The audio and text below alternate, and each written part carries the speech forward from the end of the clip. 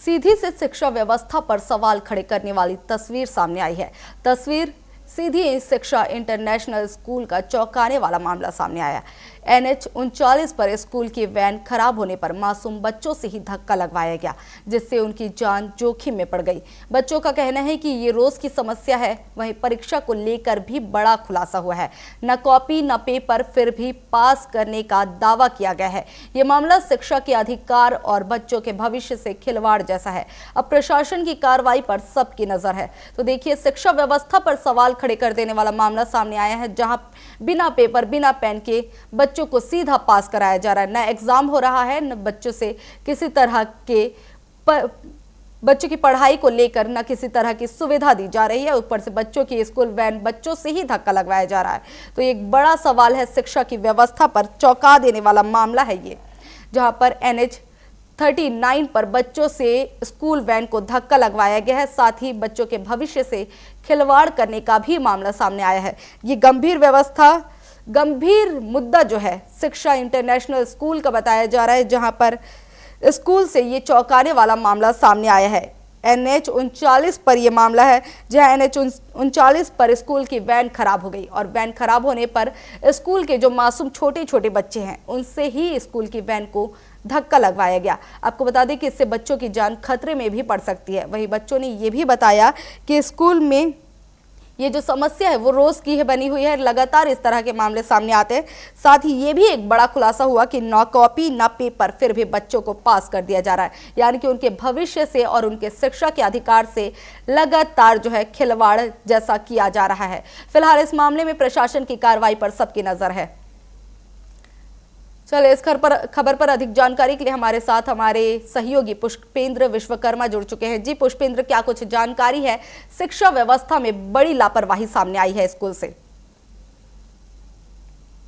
क्या अब आपको स्पष्ट बताना चाहूंगा कि ये पूरा मामला शिक्षा इंटरनेशनल स्कूल सीधी स्थित पड़ैनिया की है। पड़ैनिया में स्थित ये स्कूल शिक्षा इंटरनेशनल है, जहां स्कूली वैन के द्वारा बच्चों को लगातार घर छोड़ना और स्कूल लाने की प्रक्रिया जो है तो लगातार जारी है।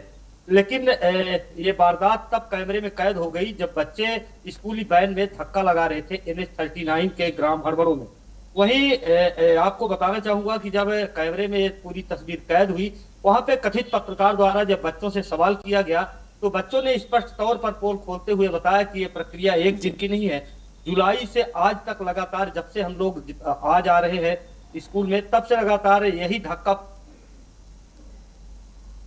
जी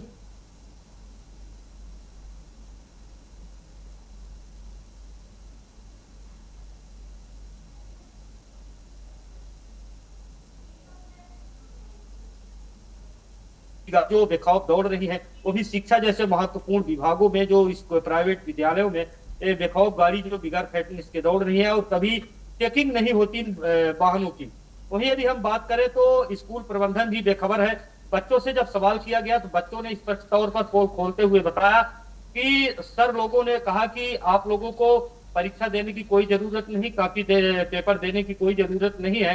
तो वायरल वीडियो में स्पष्ट तौर पर सुना भी जा सकता है कि बच्चों ने किस तरह से स्कूल व्यवस्था की पोल खोला है और बताया बच्चों ने कि सर ने कहा कि हम तो आपको ऐसे ही पास कर देंगे, कॉपी पेपर और परीक्षा की क्या जरूरत है। जो चल रही तस्वीर और वीडियो में बच्चों के मुख से ही सुना जा सकता है। अब यदि हम बात करें जिला शिक्षा अधिकारी की, तो सीधी के जिला शिक्षा अधिकारी है, तो वो तो कभी मीडिया को बयान देना उचित समझते नहीं है। यदि हम दूर संचार पर बात करें तो दूर संचार पर भी वो गोल मटोल जवाब देकर और अपना किनारा काट लेते हैं। यदि उनके ऑफिस दफ्तर में कभी भी जाए तो भी वहां पर भी वो कुछ बोलने को तैयार नहीं होते हैं। यदि हम जिला शिक्षा अधिकारी की बात करें तो कई गंभीर आरोपों से जो है तो घिरे हुए हैं जिला शिक्षा अधिकारी। उनके ऊपर भ्रष्टाचार के अनगिनत आरोप है, जो समाचार पत्रों में पूर्व से आज तक जो है तो लगातार प्रकाशित हो रहा है। उनके ऊपर करोड़ों के घोटाले के भी जो है तो गंभीर आरोप लगे हैं, जो छपे समाचार पत्रों में स्पष्ट तौर पर देखा जा सकता है। जी लेखिका। जी पुष्पेंद्र, बच्चे इस बात का बयान खुद ही दे रहे हैं कि उन्हें एग्जाम देने से मना किया जाता है। ऐसे में उनके पेरेंट्स को तो इस बात की जानकारी होगी ही। क्या उन्होंने कभी शिकायत करने की कोशिश नहीं की? अब हम यदि पेरेंट्स की बात करें, अभिभावकों की बात करें, तो अभिभावक जब एक बच्चों का नाम जुलाई महीने में लिखा देते हैं तो फिर सत्र पूरा करना उनकी बेबसी मजबूरी हो जाती है।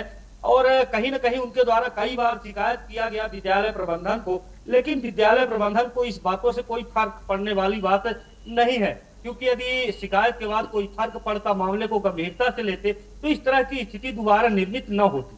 जी जी पुष्पेंद्र, आपने बताया कि जिला शिक्षा अधिकारी पर भ्रष्टाचार के भी कई आरोप लगे हैं, लेकिन उन पर अभी तक कोई कार्रवाई क्यों नहीं हुई?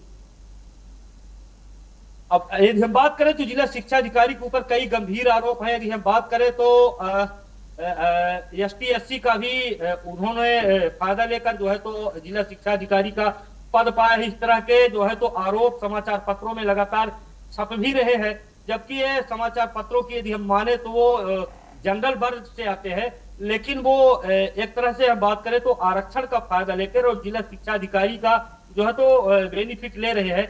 और प्रशासन पूरी तरह से यदि हम बात करें तो लचर है और उनके ऊपर कार्यवाही नहीं कर रहा है। इसमें ऐसा प्रतीत होता है कि भ्रष्टाचार की गाढ़ी और मोटी कमाई जो है तो कहीं न कहीं प्रशासन के उच्च अधिकारियों तक भी जा रहा है, इसीलिए तो उन पर कार्यवाही नहीं हो रही है।